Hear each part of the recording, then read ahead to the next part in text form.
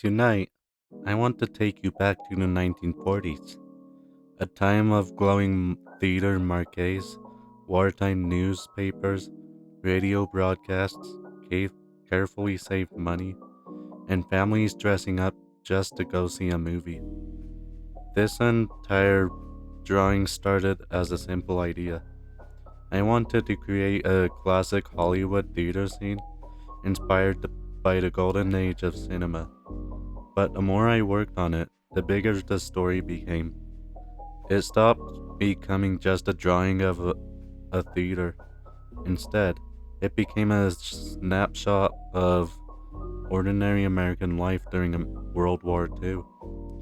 Families trying to stay hopeful, young people enjoying freedom while they still could, children amazed by movie magic, and people using entertainment as a temporary escape from fear and uncertainty. So today, I want to walk through this whole scene, talk about the characters, the historical inspiration, the emotional storytelling, and how movie nights used to feel genuinely special. Today, going to the movies is casual.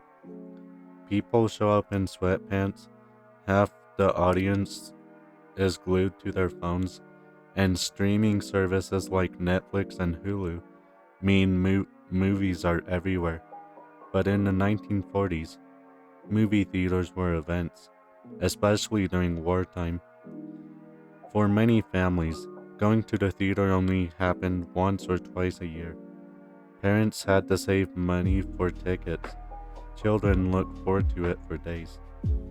And everyone dressed nicely because it felt important. Theaters themselves were designed to feel glamorous. Huge glowing signs, gold trim, bright neon lights, polished counters, uniformed workers. It was escapism. And during a world war, people desperately needed that. Most people today know Ronald Reagan as the President of the United States of America.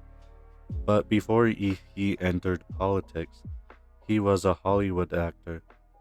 And in the 1940s, Reagan had this very polished, respectable image. He often played a dependable, clean cut man, the type audiences trusted immediately. In this scene, the theater is showing King's Row, one of Reagan's best known films. Back then, movie stars felt larger than life. People stared up at giant posters outside theaters. Girls crushed on actors. Families followed Hollywood gossip. And actors represented glamour during a difficult time in history. Honestly, I think Cassy would have had the biggest crush on Reagan out of the whole trio. Bunny might quietly admire him too, but Cassy would absolutely be sneaking glances at the poster while pretending not to.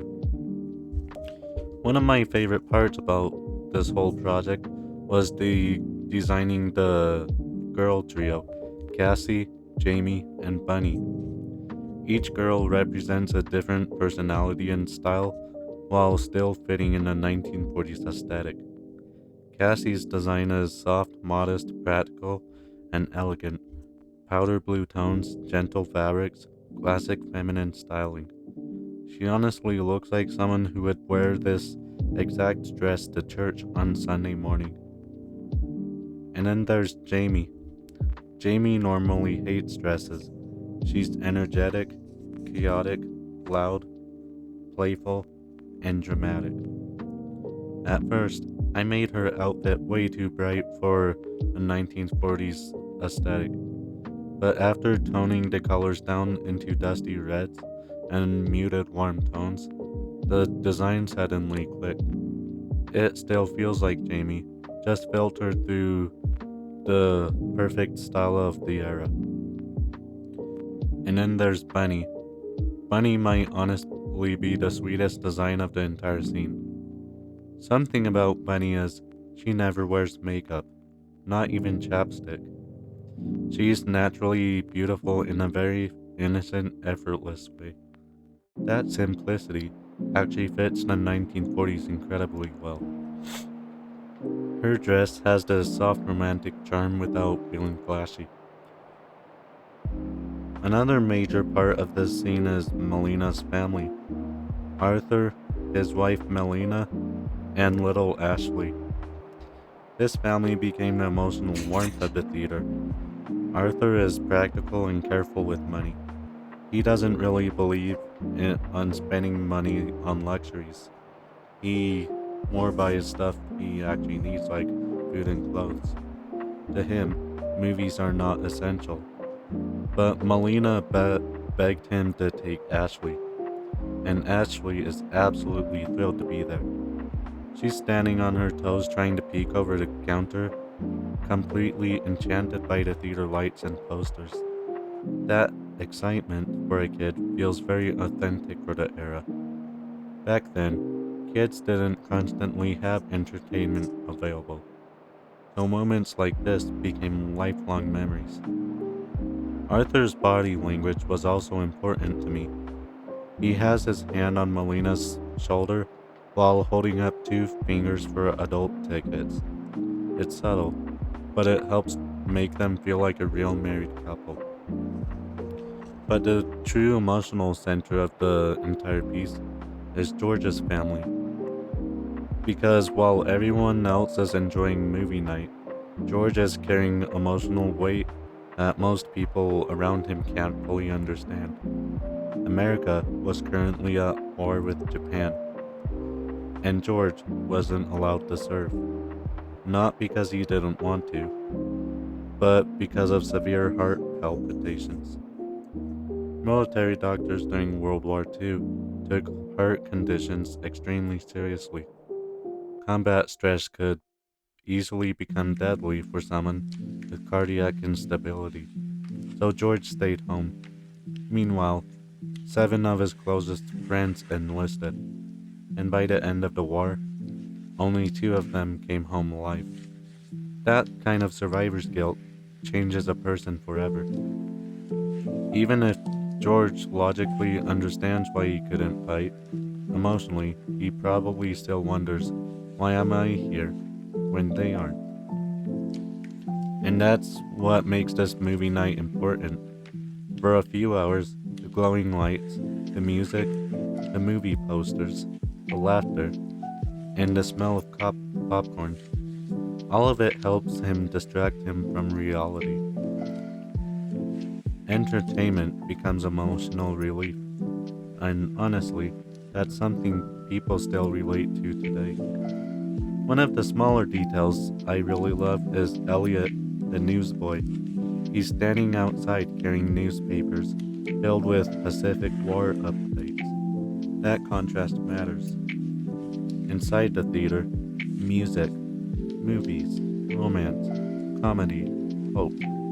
Outside, war headlines, the tension that defined the 1940s. People were constantly balancing fear and normal life at the same time. Elliot also helps the environment feel alive instead of staged. Without background characters, a scene can feel empty.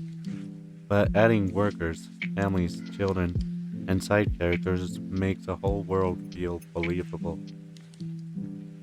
I also added a ticket booth worker behind the glass booth. So, fun fact, matinee actually is a French term that refers to a daytime showing of a film or a play. So technically, he isn't usually called a matinee. He's just a theater worker handling tickets and customers during matinee hours. But visually, he helps complete the golden age Hollywood atmosphere. The slick hair, the black suit, the bow tie. Even theater workers back then were expected to look polished because movie going was treated like a big event. One thing that surprised me while creating this scene was just how long everything took.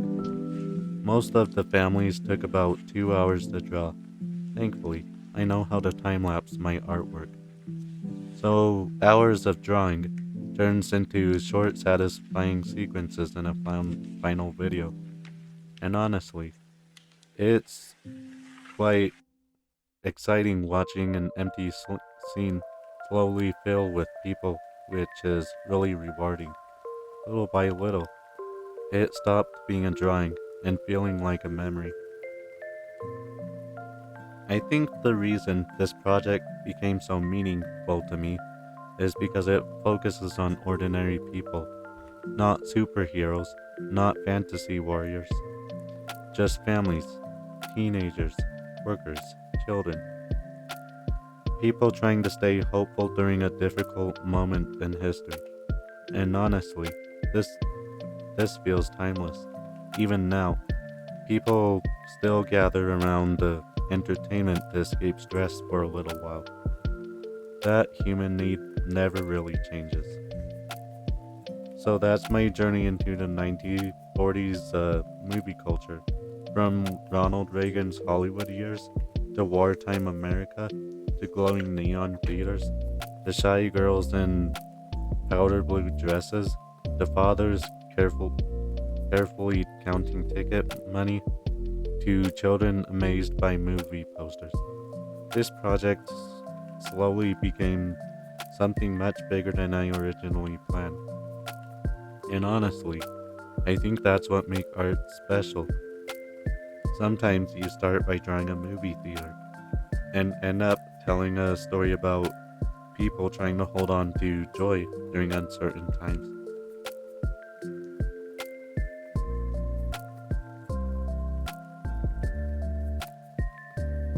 This is the final result of the drawing, and thank you for watching. Subscribe to follow me on my journey of America, state by state.